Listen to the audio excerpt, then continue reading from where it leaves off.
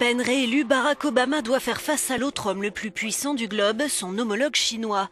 Xi Jinping est appelé à devenir le futur dirigeant de l'Empire du Milieu, un duo qui symbolise les enjeux géopolitiques de la lutte entre les deux superpuissances en matière d'économie d'abord. En raison notamment des délocalisations d'entreprises américaines en Chine, le déficit actuel des États-Unis frôle le niveau record des 300 milliards de dollars.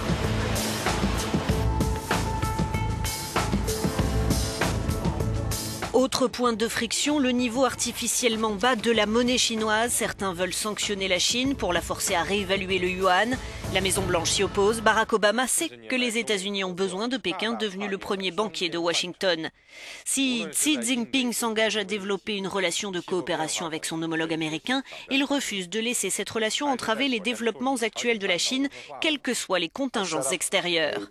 Barack Obama explique de son côté avoir mis en place un groupe de travail chargé de traquer les fraudeurs. C'est pour cela que nous avons déposé plus de plaintes pour violation des règles internationales du commerce contre la Chine en un seul mandat que la précédente administration en 2 mandats, et nous avons gagné tous les procès, ajoute-t-il.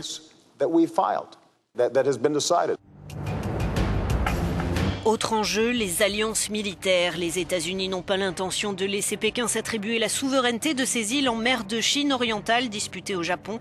Tokyo est un allié fidèle de Washington depuis la fin de la Seconde Guerre mondiale, tout comme les Philippines, Taïwan, la Corée du Sud et sans doute bientôt le Vietnam, des alliés qui encerclent l'Empire du Milieu.